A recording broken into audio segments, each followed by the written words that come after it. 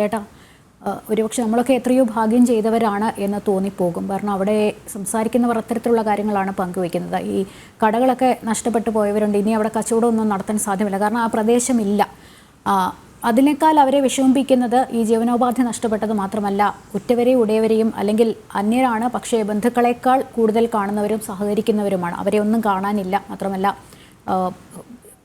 ജീവിത പങ്കാളിയെ നഷ്ടപ്പെട്ടവരുണ്ട്. അത്തരത്തിൽ വിഷമങ്ങൾ പങ്കുവയ്ക്കുകയാണ് അവിടെ ഓരോരുത്തരും അല്ലേട്ടതായി.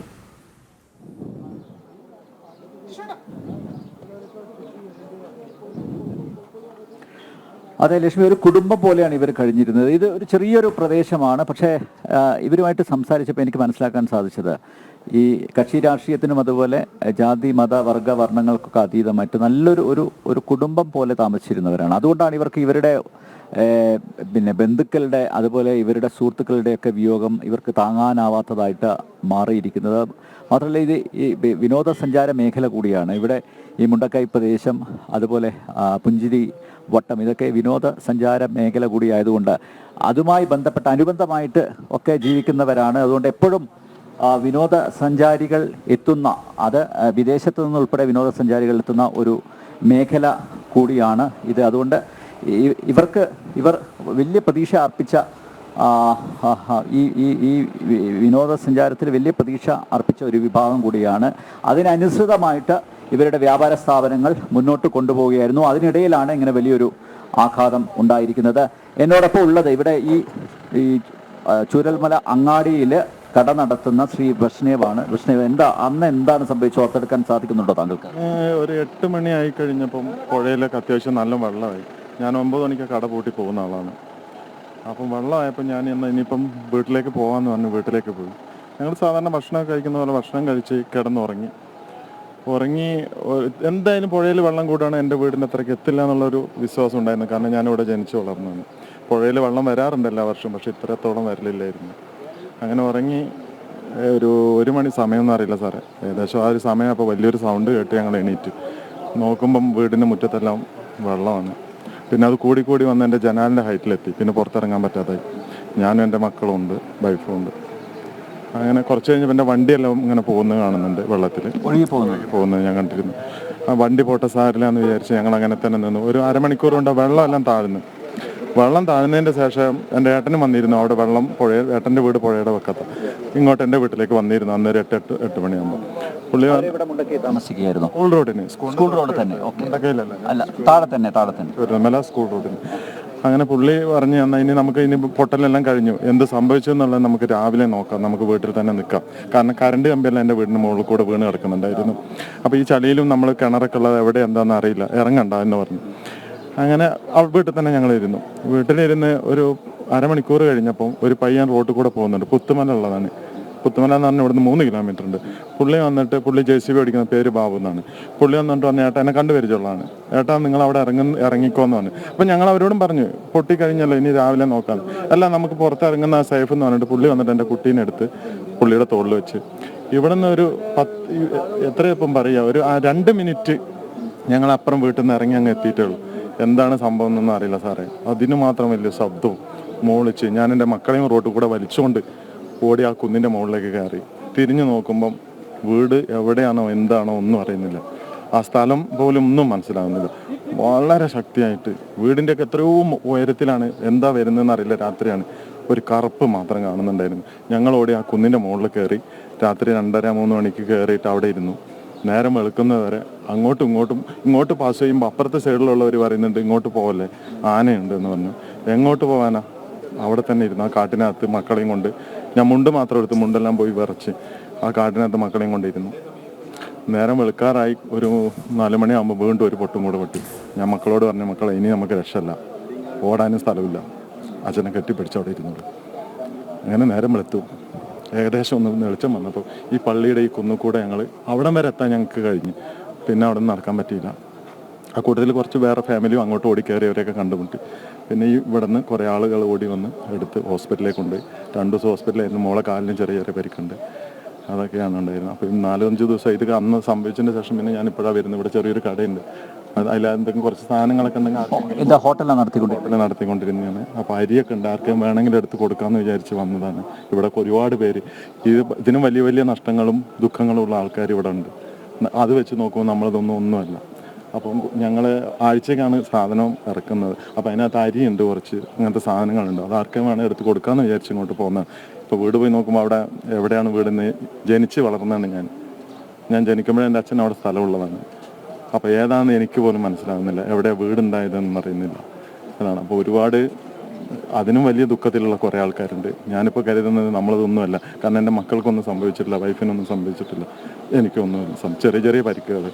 ഇതിനും വലിയ ദുഃഖമുള്ള ആൾക്കാർ ഇവിടെ ഉണ്ട്. അവർക്കെല്ലാം സമാധാനം കിട്ടട്ടെ എന്ന് മാത്രമേ എനിക്ക് സാറേ പറയാനുള്ളൂ. ഈ വീടും അതുപോലെ കടയും ഒക്കെ ലോൺ എടുത്തിട്ടായിരിക്കുമല്ലോ അല്ലേ? വലിയ സാമ്പത്തിക ബാധ്യതയുണ്ടാകും. ഇപ്പം എവിടെയാണ് താമസിക്കുന്നത്? ഇപ്പം അരപ്പറ്റ പറയുന്ന ഒരു ക്യാമ്പിലാണ് ഞങ്ങളുള്ളത്. കാരണം അവിടെ നിന്ന് ഇറങ്ങിക്കഴിഞ്ഞാൽ ഇനി എങ്ങോട്ട്, ആ ഒരു ചോദ്യചിഹ്നം കൂടെ ഉണ്ട്. അതൊന്നും ഇപ്പം പറയേണ്ട ഒരു സാഹചര്യം അല്ലെങ്കിൽ ഞാൻ പറയുക. എന്തായാലും എനിക്ക് 2 മക്കളുണ്ട്, വൈഫുണ്ട്. ഞാൻ അവിടെ നിന്ന് ഇറങ്ങിക്കഴിഞ്ഞാൽ ഞാൻ എവിടെ പോകും? ആരെ വീട്ടിൽ പോകും? എന്ത് ചെയ്യണം? കയ്യിലൊരു പൈസയില്ല. കാരണം അന്നന്ന് കിട്ടുന്നത് ഇത് എസ്റ്റേറ്റ് മേഖല സാറേ, ഗ്രാമമാണ്. അന്നന്നത്തെ കാര്യങ്ങൾ നടന്നു പോകാൻ തന്നെ കഷ്ടിച്ച് രക്ഷപ്പെട്ടു പോകുന്ന ആൾക്കാരാണ്. പിന്നെ എല്ലാവരും ഒരു വീട്ടിലെ അംഗങ്ങളെ പോലെയാണ്. ആരോടും ശത്രുതയൊന്നുമില്ല. ഞങ്ങൾ വളരെയധികം സന്തോഷം, ഏതാളോട് ചോദിച്ചാലും അറിയാം. ഇവിടെ അത്രയും നല്ലൊരു ഇതിൽ പോയിക്കൊണ്ടിരിക്കുന്നതാണ്. ഇനിയിപ്പോൾ എൻ്റെ കയ്യിൽ പൈസ ഇല്ലെങ്കിലും ആരോട് ചോദിച്ചാലും അവർ തരും. അവർക്ക് ആ സമയം ആകുമ്പോൾ കൊടുക്കുക. അങ്ങനെ റൊട്ടേഷനോടുകൂടി കഴിഞ്ഞുകൊണ്ടിരിക്കുന്ന ഏരിയയാണ് ഇവിടെ. ഇനി ഞാൻ പുതിയൊരു സ്ഥലമാണ്. ഞാൻ എവിടെ പോകും? ആരോട് എന്ത് ചോദിക്കും? ഇതെല്ലാം പ്രശ്നത്തിലാണ്. പക്ഷെ അതൊന്നും പറയേണ്ട സമയമല്ല ഇത്. ഞാൻ പറയുക, മറ്റുള്ളവരെ മക്കളെ കാണാതെ എപ്പോഴും കരഞ്ഞുകൊണ്ടിരിക്കുന്നുണ്ട്. അതിൻ്റെ മുന്നിൽ നമ്മളതൊന്നുമല്ല. എനിക്ക് പറയാനുള്ള അവർക്ക് ഒരു സമാധാനം കിട്ടട്ടെ മനസ്സിന്. കാരണം ഇത് എനിക്ക് എങ്ങനെയായാലും ഞാൻ കൺട്രോൾ ചെയ്ത് നിൽക്കും. കാരണം എൻ്റെ ഒന്നും നഷ്ടപ്പെട്ടില്ല. വീടും സ്ഥലവും വണ്ടിയും കാര്യങ്ങളും അതൊന്നും പ്രശ്നമില്ല, നമുക്ക് മേടിക്കാം. മക്കളെ കാണാതെ, ഉപ്പാനെ കാണാതെ, ഉമ്മാനെ കാണാതെ ഒരുപാട് പേര് കരയുന്നുണ്ട്. പഞ്ചായത്തിൻ്റെ അവിടെ, ഹോസ്പിറ്റലിൻ്റെ അവിടെ.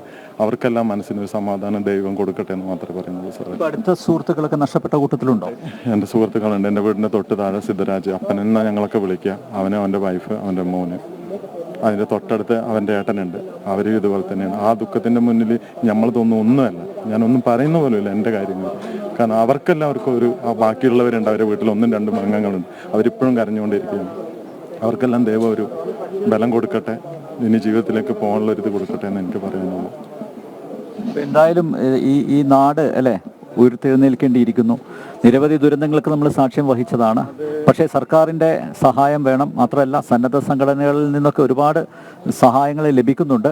പക്ഷേ ഇതേപോലെ ഇവിടെ അടുത്താണ് പുത്തുമല ദുരന്തം 5 വർഷങ്ങൾക്ക് മുമ്പ് നടന്നതാണ്. ഇപ്പോഴും കൃത്യമായിട്ട് പുനരധിവാസം അവിടെ നടന്നിട്ടില്ല. അപ്പോൾ അങ്ങനെയുള്ള ആശങ്കകൾ കാണുമല്ലോ നിങ്ങളെപ്പോലുള്ളവർക്ക്? ഒരുപാടുണ്ട് സാറേ. കാരണം അവിടെ ചെറിയൊരു സംഭവം ഉണ്ടായിട്ട്, ചെറുതെന്നല്ല, അതും വലുത് തന്നെയാണ്. പക്ഷെ ഇതിൻ്റെ അടുത്തെത്തിയിട്ടില്ല. അപ്പം അവർക്ക് പോലും ഒന്നും ക്ലിയർ ആവാത്തത് ഞങ്ങൾക്ക് എന്ത് ചെയ്യാൻ പറ്റും?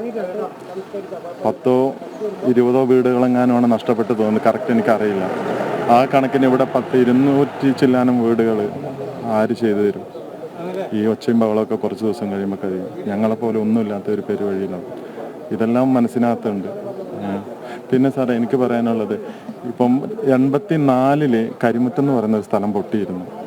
അതിൻ്റെ ശേഷം ഇനി ഇവിടെ താമസിക്കാൻ പറ്റില്ല എന്ന് പറഞ്ഞ് കുറേ പേര് മാറി. പിന്നെയും ഇവിടെ എസ്റ്റേറ്റ് മേഖല ആയതുകൊണ്ട് വേറെ എന്തിനു പോകുമെന്ന് കരുതിയിട്ട് പണിയിലേക്ക് പോകും. അവരെ മക്കളായ ഞങ്ങൾ ഇനിയൊന്നും സംഭവിക്കില്ല എന്ന് പറഞ്ഞിട്ടാണ് ഇവിടെ ഞങ്ങൾ എല്ലാം ചെയ്ത് വീട് കെട്ടലും കടയായിട്ടും കാര്യങ്ങളായിട്ടും ചെയ്തുകൊണ്ട് ഇവിടെയുമായി പുത്തുമലയുമായി. ഇനി എനിക്ക് തോന്നുന്നില്ല സാറേ ഇവിടെ ഇനി ഒരു പുനരധിവാസം ഇന്ന് സംഭവിച്ചില്ലെങ്കിൽ നമ്മളെ മക്കളുടെ കാലത്ത് വീണ്ടും പൊട്ടും. കാരണം എന്താണെന്ന് വെച്ചാൽ ഇപ്പം പൊട്ടി നിൽക്കുന്നതന്നെ ഞാനിപ്പോൾ അവിടെ നിന്ന് കണ്ടിരുന്നു. ആ പീസ് ഇതിൻ്റെ ചെറിയൊരു പീസായിട്ട് 19 അവിടെ നിന്ന് പൊട്ടി വന്നിട്ടുണ്ട്. 2-3 വീട് പോയിട്ടുണ്ട്. അതിൻ്റെ വലിയ തോതിലാണ് ഇപ്പം പൊട്ടിയിരിക്കുന്നത്. പക്ഷേ ഇനിയും അവിടെ ഉണ്ട് പൊട്ടാനും. സാറിന് നോക്കിയാൽ അറിയാം. അപ്പം ഇവിടെ ഇനിയൊരു താമസവും ഇന്നോ നാളെയോ സംഭവിക്കുമെന്ന് ഞാൻ പറയുന്നില്ല. പക്ഷേ എന്നാലും അവിടെ സംഭവിക്കും. കാരണം അതിൻ്റെ പീസുകൾ ഇനിയും കിടക്കുന്നുണ്ടല്ലോ. ഇപ്പോൾ 19 പൊട്ടിയപ്പോൾ എല്ലാവരും പറഞ്ഞു ആ പീസ് 20 തിരിച്ചു വരും. അതുകൊണ്ട് 20 ഇവിടെ നിന്ന് എല്ലാവരും മാറിയിരുന്നു. അങ്ങനെ ഒരു സംഭവം കൂടെ ഉണ്ട്. പഞ്ചായത്തിൽ നിന്നും കാര്യങ്ങളെല്ലാം പറഞ്ഞിട്ടുണ്ട് ഇവിടെ നിന്ന് മാറണം, ആ പീസ് വരുന്നു. പക്ഷേ 20-നും 21-നും ഒന്നും വരാതെ അത് 24-ന് പോകും. അപ്പോൾ ഇനിയിപ്പോൾ ഉള്ള പീസ് ചിലപ്പോൾ അടുത്ത വർഷം വന്നോളണമെന്നില്ല. ഈ ശക്തമായ മഴ വരികയാണെങ്കിൽ ചിലപ്പോൾ 4 വർഷം കഴിഞ്ഞിട്ടായിരിക്കും. അന്ന് ഇവിടെ വീണ്ടും ഡെവലപ്പായിട്ടുണ്ടെങ്കിൽ ഇതുപോലത്തെ ദുരന്തങ്ങൾ നമ്മൾ കേൾക്കേണ്ടി വരും. സ്കൂളിനടുത്തല്ലേ താമസിച്ചിരുന്നത്? വെള്ളാർമല സ്കൂൾ അല്ലേ? കഴിഞ്ഞ ദിവസം ആ സ്കൂളിലെ പ്രധാന അധ്യാപകൻ അദ്ദേഹം ഉണ്ണിസാർ ഹൃദയം പൊട്ടി ചില കാര്യങ്ങളൊക്കെ മാധ്യമങ്ങളോട് പറഞ്ഞിരുന്നു അല്ലേ.